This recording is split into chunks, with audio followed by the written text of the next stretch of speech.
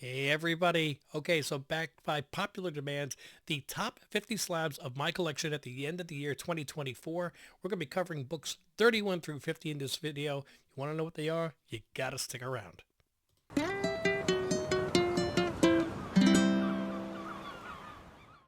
Welcome back, family. We're here for the year ending of 2024.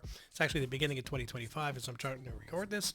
And yeah, I'm going to be doing my top 50 slabs of my collection. No Funkos, no raw books, just slabs. I did the top 20 purchases in 2024. I thought that was going to be, all I was going to do. But a couple of people asked me, hey, I would like to see the whole collection, the top 50 books in the collection itself. So you know what? You guys want to see it? I'm going to make it. Why not? Yeah, so I'm going to do it the same way as I did the last one, where I'm going to be pausing in between each book. I'm going to try to do two at a time to cut the amount of times I go back to the wall.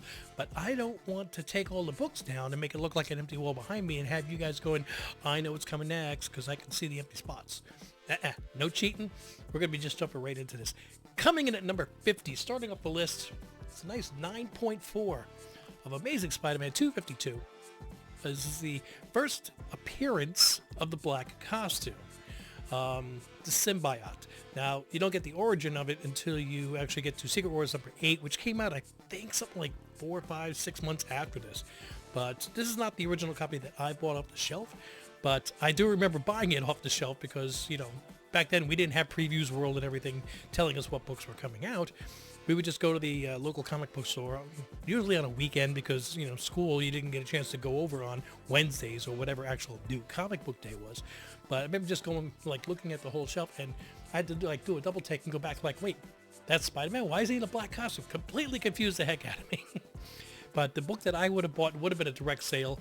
I don't have that one anymore, unfortunately, but I do have a nice white page 9.4 newsstand. Okay. So I can pretty much guarantee, unless you're one of 3 other people on the planet, nobody else has the book I'm about to show. It's actually 2 books. It's a set. I've got a couple on my list that I'm presenting as sets. And it's because that's the way I would grab them. A lot of people would say that this is a lot more personal to me and it should be higher on the list. But just as I was putting the list together, it's how I felt today. Tomorrow I might redo the list and it would change. Everything would change. Today, this is how the list felt. So this is going to look a little strange until I do a little explanation. But this is 2 books that both came out in December of 2022. They're both yellow label books. We've got Radiant Pink number 1, the Deegan Prochorus, variant. And we have Nightclub number 1, the Deegan Prochorus variant. Now, I'm sure the people out there have this book, but there's no way that they have the same exact way that I have it. And I can guarantee it because it's me. Now, if you notice up at the top, there's a lot of writing underneath there for the signature series because it's not just signed by one person. It's not just signed by Deegan. If you look at the back here, you will see the Team Ohana and Saga Comics logo. And on this one as well, you'll see the Team Ohana logo. These were the first, last, and only at this time, to this date, I don't know if I'll do anything in the future, exclusives that Team Ohana was involved with. And Greg was also part of the channel at that time.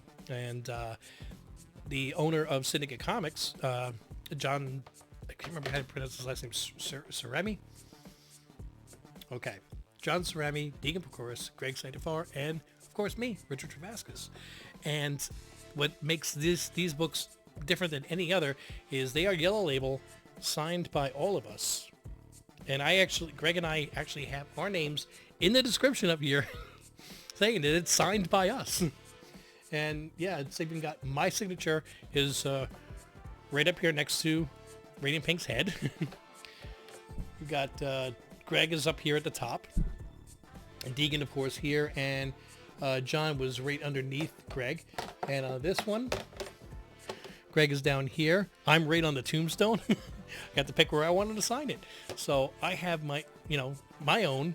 And this is the biggest thing that I really wanted out of this signature series book, with my name on it. Yay. So, 30, 40, 50, could be on some rooftop, you know, trying to avoid the zombie apocalypse, going, "Hey, I signed this book. I was famous for about 14 seconds." You know, which, you know, I wasn't, but I'll tell people that. Why not? All right, let's move on with the countdown. Okay, coming in number 48 on the list. It's a book that I purchased. I really liked it, but I purchased specifically to show off on Only Slabs on Rob's Fat Sacks of Comics show, which was the Buck Rogers, 1933, no number. Just this was a in a 4.5 white page, 1933 white page book. I'm never going to say no to that. And it's got the advertisements on the back for the full list of the Kellogg's products. This was distributed by the Kellogg's company, and this was it was the first time that Buck Rogers had actually been put in print. It was only a radio show prior to this. Oh, I'm sorry, it might have been a comic strip. So first time it was put into book form. Okay. Make sure I clarify that. It is not considered the first comic book. I think that was 1938 or 36. But if you want to hold this and say, hey, this is a comic book, then, you know, you can consider it how you want. But for me, I thought it was really cool. I thought Rob would think it was cool on Only Slabs, which he did. And then next up on the list, I've got number 47, move that out of the way, is during the Comics Curing Cancer auction. It's a lengthy story, so I'm not going to get into it. If you want to know, you have to watch the top 20 books that I purchased in 2024. But I was able to get the last auction on Rob's auction on Comics Curing Cancer back in October, which was a book out of his personal collection. He just wanted to boost those sales a little bit. It's Joe Paluca in an 8.5. Joe Paluca number 7 from 1946. 8.5 from 1946, and out of Rob's personal collection, I had to have that one, and I was able to get it. Okay, on with the countdown. Okay, this one is, I consider it a comic book, even though it is considered Mickey Mouse Magazine. But to me, the Mickey Mouse magazines, the Walt Disney Comics and Stories, they're all very important to me, and they're slabbed, so that's the important thing too. This one is not the one that you saw in the top 20 of 2024. This one is one I got a couple of years ago. It's only a 1.5, but it presents pretty nicely. It is Mickey Mouse Magazine number 11 from 1936. Fun for the whole family. It's number 11. I think this is volume 1. I think this is the very first year, number 11. And what makes this cover important is this is the first time that Mickey and Pluto appeared on the cover together. You think about all the covers that they've appeared in over the years, this was the first time you saw the two of them together on the cover of a Mickey Mouse magazine or a comic book or anything. So that's why I really liked that one.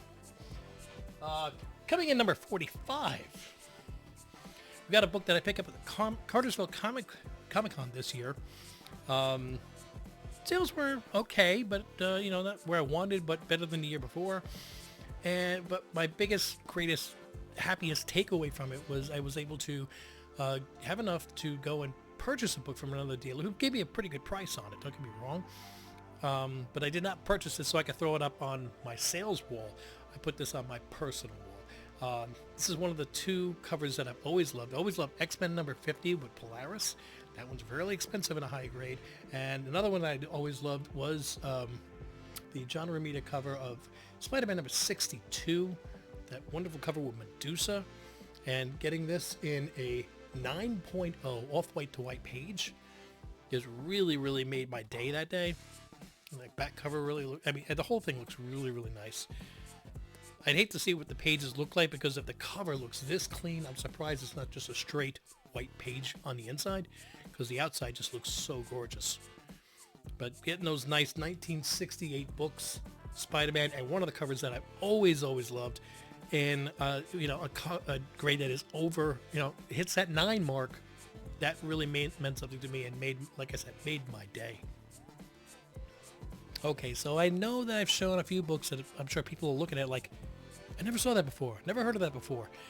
I guarantee you right now we're going to get into a stretch of some books that I know you guys know, okay? So coming in at number 44 on the list. I got this book pretty much the day that they announced Robert Downey Jr. was going to be playing Doom. And I knew that certain books were just going to shoot up in price immediately, and then afterwards you get to those secondary books, those that people don't think about immediately, but they remember like 2 or 3 days after the first books get out of price. And one of these books is one that I always wanted to get, and I'm like, if I ever wanted to get it, I better jump on it now before the price shoots up. And I got it, and in a decent grade. I wanted at least an 8. But I settled for, because the price was just great at that moment, a 7.5, which I don't mind. 7.5, off-white page of Marvel Superheroes, number 20, Doctor Doom. In that iconic cover, I really always wanted to have this one, and I was always watching for a bargain on one. And like I said, once they made that announcement, I mean, literally within an hour, I was trying to track down something. And this was one that were the auction. It was a best buy it now or best offer, and I made an offer. Even the buy it now was still good, but I made an offer and they accepted it. I'm like, he hasn't seen the news yet. Otherwise, he would have just canceled the auction. But yeah, got myself a nice Doctor Doom book, which, yeah, it's gone up since I bought it, and I didn't buy that one for a monetary investment. I bought that one because I always wanted it, and it's like, if I don't get it now, I'll never, it's going to shoot up in price before I can afford it. So, number 43 on the list. This is something I'm pretty sure everybody's aware of. Got myself an Ultimate Fallout 4 first print. First appearance of Miles Morales in a 9.4 white page. That is not a newsstand, it's a direct edition. So, I know you see the barcode there, but they both had barcodes. Yeah, I had a 9.4 and a 9.2. I was able to donate my 9.2 last year to Comics Curing Cancer, and I'm really working on trying to beat that one. Yeah, but unless I can pick up a nice 9.6 or 9.8, this one's going to be sticking with me because it's the only copy I have. Okay, coming in at number 42, we got a book that a lot of people might not know, but you should. You should really acquaint yourself with this one. It is a great book. It is Invader's Annual number 1. This is the last cover art that Alex Schomburg did. Schomburg is known for all these characters, plus a whole lot more. You've got to go and research his work. And to be honest, I'm not speaking like I know a ton. If it weren't for watching Only Slabs and seeing other people's collections and hearing other people on Rob's channel talking, I'd never even heard of Alex Schomburg. Once I started looking into some of his stuff, I just fell in love with some of his books. I've got some more of his books coming up later on in the countdown, and yeah.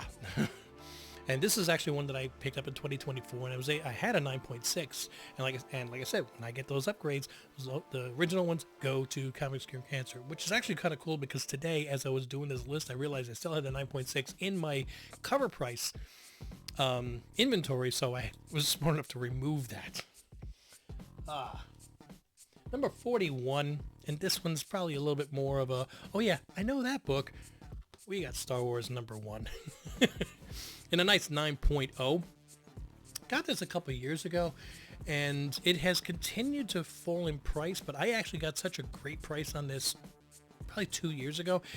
It has actually fallen to currently be what I paid for it. So, if you could have bought a book in 2023 that at the beginning of 2025, after the fall still is right about, I mean, if it continues to fall now, I lose, but yeah, I got that nice 9.0, and don't say, oh, it's a newsstand. They're all newsstands. There's no such thing as direct sale on a Star Wars 1977. All right, there's 41. Okay, getting into the second half of this show, we hit number 40. And number 40 on the list is me finally joining the club in 2024 and picking up that nice copy of Amazing Spider-Man number 300. It's only an 8.5. It is a direct edition, but it does have a custom label. And I was actually pretty happy with this. I got a good enough price on the 8.5 that it didn't make sense for me to chip in a little extra to get to a 9 because 8.5 is normally here in price.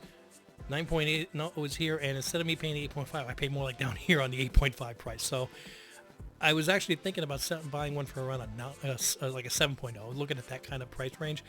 And I saw the 8.5 price on this particular book. Again, you got to be frugal with your purchases. Avoid that FOMO. If you miss a book, you miss a book. That's all there is to it. There's a million books out there. Don't beat yourself up like, dang it, I should have bought that book when it was X price. I can make a whole video of all the books that I didn't buy that shot up in price that I'm kicking myself in the butt for. But then I come in here and I look at the books that I do have and I smile. So I feel content with what I was able to get. So if you miss some books, don't worry about it. There's going to be others that you get. And there'll be books that you do buy that you're like going to look at later and go, why did I buy that? All right, number 39 on the list is a book that I got. I also got in 2024, and it's because somebody told me you've got to read this. And after reading it, I started reading it. I fell in love and had to have a copy of number 1 in a 9.8. It is Saga, number 1. And yep, in 1 month I think we get the issue number 72, which I think is the end of this particular story arc. Hopefully they don't take another 15-month hiatus, but yeah, I love the story of Saga. I think the first, I'm going to say 45, 50 issues were the best. I think it's getting a little weak afterwards, but still one of the great storylines out there. If you haven't read it, Image Firsts, they have $1 reprints. You can pick up number 1, start reading it. You can get the trade paperbacks. You can read it online if you want to. Definitely a storyline that you should be looking into. Okay, coming in at number 38. This is a book that has dropped in price over the last year, but still commands a very good price. And it's still a lot more than I paid for it. When I first got this book, what do you call it? Near mint top grade copies in raw were going for up to $40, and I found somebody with one, and I could not find a 4 on it, but he wanted 50. I'm like, you're asking 50, dude? The highest price is 40. He goes, I'm guaranteeing this is a 9.8. And it really, it made me feel unsettled, because I'm like, if you're that sure it's a 9.8, why aren't you sending it in? You know? But again, I couldn't find anything wrong with it. This is a tough book with dark colors on the front and back cover. And so I purchased it, and I sent it in for grading, CBCS actually at the time. And while it was away for grading, on The Mandalorian, the news broke, where is your master? Where is Grand Admiral Thrawn? And this book went through the roof while it was gone, and I was able to get a 9.8 white page on my Star Wars Heir to the Empire number 1, first appearance of Grand Admiral Thrawn. Was that Timothy Zahn's storyline, correct? Yeah. And by the way, this is a great story. It's 3 different storylines. This is one of the books. This is a comic book adaptation of his novel. And yeah, so I don't regret spending $50 to get my Heir to the Empire number 1 in a 9.8. Plus grading, though, of course. Coming in, the next one is number 37 on the list. This is not a 9.8, it's only a 3.5, but it is a pretty key book with Fantastic Four, number 49. That big floating Galactus head on it. First full appearance of Galactus, second appearance of Silver Surfer, and that the way the Fantastic Four look at the bottom has been used, that picture here has been used as a custom label for CGC. Yeah, I wish if they did a re-release of that particular thing, I'd probably send this in for a regrading just to get that, because I think that would look really cool. But I mean, it's a Stanley story, Jack Kirby and Joe Snuck cover and art. First full appearance of Galactus, second appearance of Silver Surfer, first Silver Surfer and Galactus cover. People don't remember that Silver Surfer is, yeah, he's there. So yep, that's one of those key ones that it's only going to go up with time, you know that. Okay, let's keep going. Okay, the next 2 books are both purchases from 2024. We've got number 36 on the list. And I've got WoW Comics number 11 from 1943. And that's the one I showed in the other video with that really cool cover showing all the women's professions that were going on during World War II, supporting the men that were overseas. And I just fell in love with this cover as soon as I saw it. It's one of those ones that it doesn't have to be a key. It's just a cover that you love. If you think about my age, when I used to go to the the comic store, or the flea markets or whatever, the books they gathered interest by the cover. You didn't know what the storyline was going to be on the inside. You had kind of an idea based on the cover who was going to be fighting what. A lot of times they lied, but it was a cover art that really sold things. And this is one of those ones that's 4.5 off-white page. I would have grabbed that off the stand if I was there in 1943. I just think that's a great cover. Mary Marvel right there on the cover. Speaking of great covers, next one, it's only a 2.5 because I just wanted to get into my collection, and it's coming down in price, so this is one of those ones you might want to keep an eye out for in yourself and negotiate those deals. We got Tomb of Dracula number 10, first appearance of Blade, with Blade right there on the cover, and of course his big name, Blade the Vampire Slayer, right there. So it's another one of the ones that I wanted to get in my collection, and I grabbed one in 2024. 24 was a great year for adding books to collections. Onwards. Okay, so we got 4 books left in this countdown, and honestly, I haven't really given any love to DC yet. So how about we finish the last 4 books, all DC, all Batman. So all you Batman lovers, buckle up, here we go. Coming in at number 34. I got this book. I thought it was undergraded, so I cracked it, pressed it, sent it in. Cracked, pressed, clean, sent in for regrading, and I only got a half grade bump. But I'll take it. It's better than getting no bump at all. It's Batman Adventures number 12. First appearance of Harley Quinn. Now, I do have the first appearance also in canon. It's right over there. There. Okay.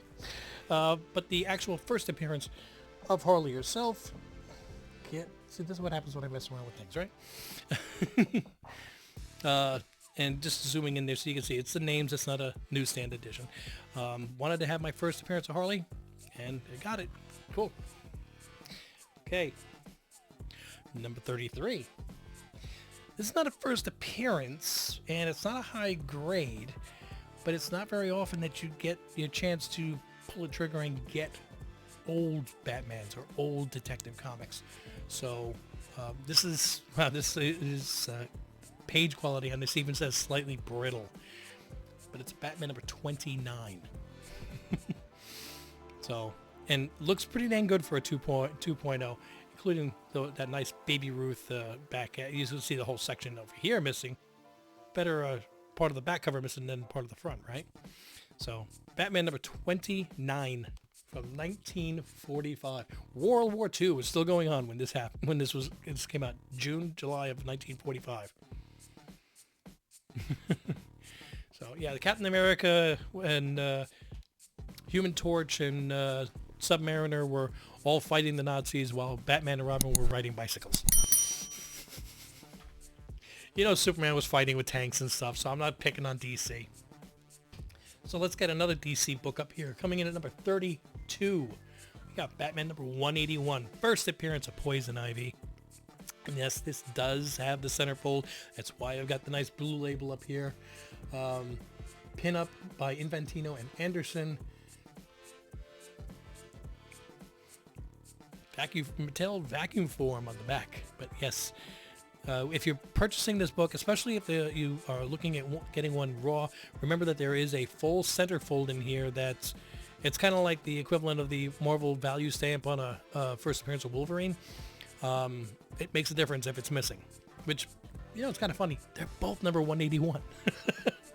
So make sure if you're buying a raw that the dealer allows you to open up the book, look at that centerfold, make sure that the full centerfold picture wasn't pulled out and stuck on somebody's wall, and get yourself a nice copy of first appearance of Poison Ivy. I had to show Poison Ivy at the same time I showed Harley Quinn. Come on. If I don't, they'll get mad at me. And rounding out this video, coming in at number 31, another Batman comic. This one's number 251, which is an iconic cover. But the great thing about this iconic cover is it is also signed by Neil Adams. So this book has definitely come down since I purchased it. This is why you don't drink and do live streams. During one of my live streams with Greg, the news broke that Neil Adams passed, or he told me that Neil Adams passed away, which I didn't know. And during the video, after having a couple of nice shots of Fireball, I decided to go online and purchase this book, which you don't buy a signed book the day that the person passes away. That's when everything is super high.